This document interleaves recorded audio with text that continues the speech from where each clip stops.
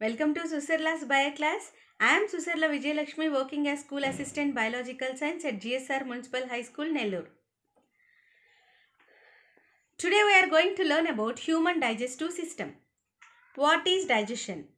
The process of conversion of complex food molecules into simple absorbable forms is known as digestion. Daily we are taking different types of food items which may contains majorly carbohydrates, proteins, fats. All these complex food molecules are break down into simple absorbable forms only because of digestion.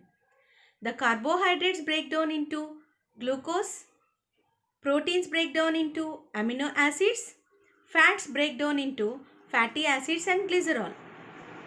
Let us see the structure of digestive system. The digestive system consists of alimentary canal and the associated digestive glands. Let us look about the alimentary canal and the associated digestive glands. So, what are the different parts that are present in alimentary canal? Alimentary canal is a long tubular muscular coiled structure which extends from mouth to the anus and it measures nearly 9 meters in length. The first part of alimentary canal, mouth, leads to oral cavity, pharynx, esophagus, stomach, small intestine, large intestine and anus. If you observe the small intestine, it is differentiated into three parts: duodenum, jejunum, ileum. If we observe the large intestine, it is also differentiated into three parts: cecum, colon, rectum. So these are the different parts of alimentary canal. Let us see the associated digestive glands. Salivary glands present in oral cavity. Gastric glands present in stomach. Intestinal glands present in intestine. Pancreas, liver. So these are the associated digestive glands which are present in the digestive system. Let's study each and every part of alimentary canal in detail. The first part of alimentary canal is mouth. The mouth is bordered by upper and lower lips which help the food to be taken inside the oral cavity. In the oral cavity, we have three types of salivary glands named as parotid glands, sublingual glands, submaxillary glands. These salivary glands secretes a viscous fluid known as saliva which help the food to be wet and also shows enzymatic action on the food. On the oral cavity, we have a tongue which consists of taste buds. The tongue is known as universal toothbrush. The tongue helps in movement of the food during mastication and also helps to recognize the taste of the food. The oral cavity is supported by upper and lower jaw, which consists of different types of teeth. We human beings have 4 types of teeth. That's why we called as heterodonts. The 4 types of teeth are incisors, canines, premolars and molars. The incisors have blunt ends which helpful for biting and cutting of the food. Canines have pointed edges which helpful for tearing and piercing of the food. And premolars are bicuspid shaped structures and molars are 4 or 5 cusp shaped structures which helpful for grinding of the food. So incisors are known as cutting teeth, canines are known as tearing teeth, premolars and molars are known as grinding teeth. And the dental formula of an adult human is 2123 by 2123. On the roof of oral cavity, we have a structure known as palate which separates the oral cavity with nasal cavity. The anterior part of the palate is hard, whereas the posterior part of the palate is soft. Now the oral cavity leads into a structure known as pharynx, which is a common pathway for both food and air. The pharynx bifurcates into 2 tubular structures known as trachea and esophagus. The air enters into the trachea and the food enters into the esophagus. In the pharynx, there is a muscular valve which controls the food and air into their respective passages, which is known as epiglottis. Now let us see the structure of esophagus. Esophagus is a long, thin tubular structure which extends posteriorly through the neck, thorax region and diaphragm. So the esophagus, where it enters into the stomach, we can identify one sphincter known as gastroesophageal sphincter, otherwise known as cardiac sphincter. Stomach. It is a J-shaped structure located in the upper left portion of the abdominal cavity, and it has mainly three portions known as cardia, fundic and pyloric portions. The wall of the stomach consists of gastric glands, which consists of secretory cells.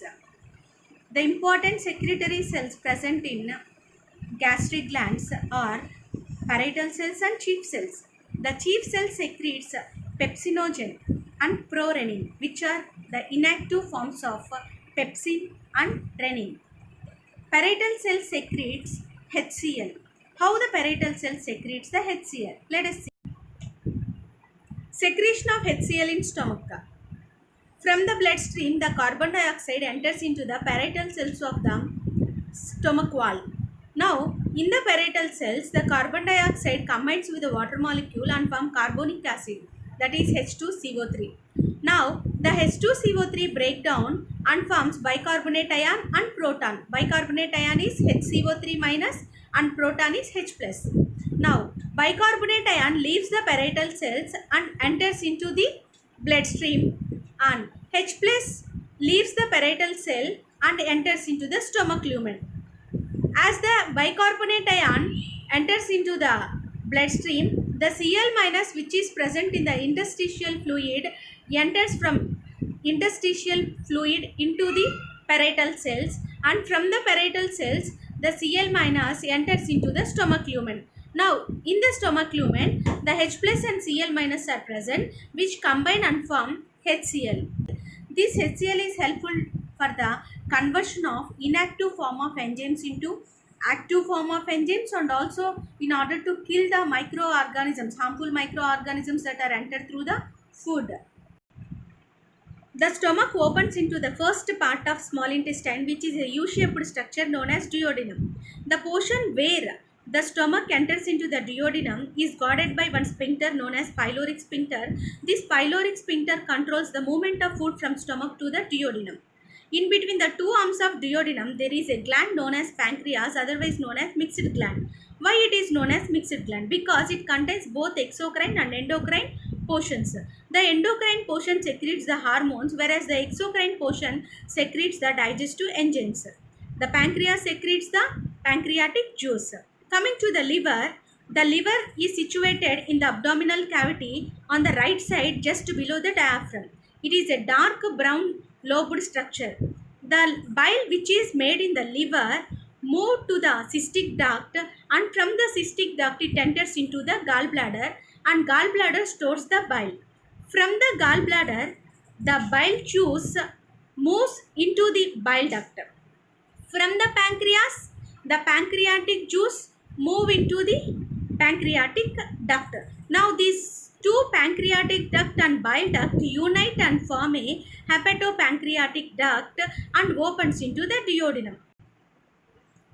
The pancreatic juice contains enzymes like trypsin, lipase, amylase, and the bile juice doesn't contain any enzymes. Now duodenum opens into jejunum, which is the middle part of the small intestine. It is highly coiled, a small portion of the small intestine. Now jejunum continues as ileum, which is very much highly coiled structure where the complete digestion of food molecule takes place.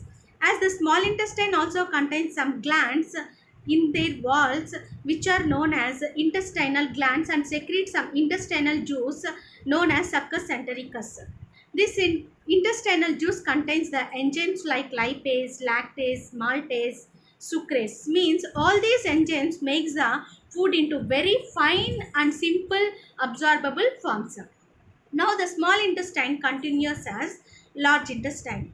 The large intestine is differentiated into cecum, colon and rectum. Cecum is a blind sac-like structure which contains the symbiotic microorganisms, and a finger-like projection is formed in the cecum, which is known as vermiform appendix.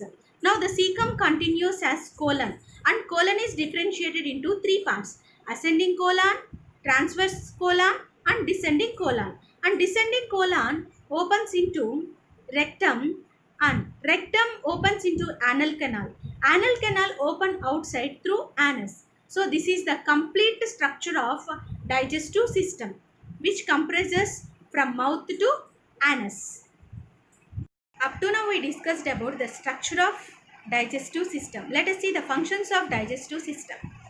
The functions of digestive system are as follows: ingestion, digestion, absorption, and defecation. First, ingestion.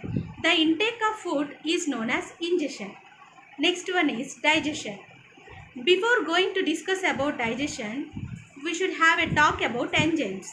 Enzymes are proteinaceous in nature and they are specific in their function. Means particular enzymes acts on a particular substances and they act as a biocatalyst. So coming to the digestion. The digestion starts in oral cavity and ends at small intestine. First, digestion in oral cavity. Once the food enters in the oral cavity, it mixes with the saliva. The saliva contains some electrolytes, enzymes, and lysozyme. Lysozyme, it acts as an antibacterial agent and it prevents the infection. The enzyme present in the saliva is salivary amylase and acts on polysaccharides like starch and converts them into disaccharides like maltose. After digestion in oral cavity, the solid food molecules converts into semi-liquid portion known as bolus. The bolus contains partially digested starch and fats and undigested proteins. Means there is no protein digestion in the oral cavity. Now from the oral cavity, the food moves into the esophagus. In the esophagus, the bolus shows some wave-like motions which is known as peristaltic motions, peristalsis. So the peristaltic movement is because of the contraction and relaxation of the esophageal muscle walls. Now the digestion in stomach. From the esophagus, the bolus enters into the stomach and it is guarded by one sphincter known as cardiac sphincter. Once the food enters into the stomach, it mixes with the gastric juice and HCl. The HCl kills the harmful microorganisms that are present in the food and also it converts the inactive forms of enzymes into active forms. Means the HCl converts the pepsinogen into pepsin and prorenin into renin. Renin helpful for the curdling of the milk and pepsin helpful for the breakdown of proteins into peptones. Means the protein digestion occurs in the stomach. The semi-solid portion of the food which is present in the stomach is known as chyme. It is acidic in nature. Now the chyme moves from stomach to the duodenum which is guarded by a sphincter known as pyloric sphincter. Digestion in duodenum. Once the acidic chyme enters into the duodenum, it converts into alkaline form by mixing with pancreatic juice and bile juice. The pancreatic juice contains trypsin, lipase and amylase. Trypsin acts on proteins and converts the proteins into peptones. Lipase acts on lipids and converts the lipids into fatty acids and glycerol. And amylase acts on carbohydrates and converts the carbohydrates into maltose. Coming to the bile juice. As we already discussed, there are no enzymes in the bile juice, but the bile salts which are present in the bile juice helps in emulsification of the fat molecules. Here the emulsification is nothing but the breakdown of large fat molecules into small fat molecules. Digestion in small intestine.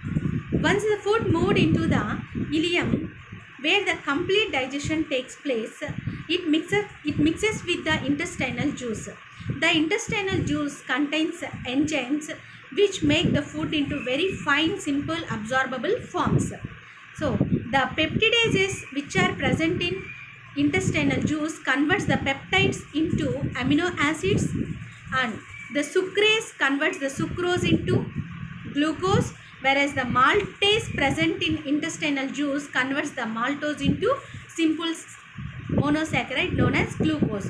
So in this manner, the complete digestion takes place in the small intestine. The third function of digestive system is absorption. Absorption is nothing but the movement of finely digested food particles from alimentary canal into the circulatory system. Here we have a talk about the histology of alimentary canal. The alimentary canal is made up of 4 layers: serosa, muscularis, submucosa and mucosa. And the innermost layer of the alimentary canal is mucosa. So this mucosa, in case of stomach, it forms some folding like structures which are known as rugae, and coming to the small intestine, this mucosa forms some finger-like projections known as villi. This villi is bordered by some columnar tissue which forms a brush-like border, and it increases the surface area of small intestine. So these villi consists of blood capillaries and lymph capillaries. From the small intestine, the finely digested food enters into the circulatory system through these villi.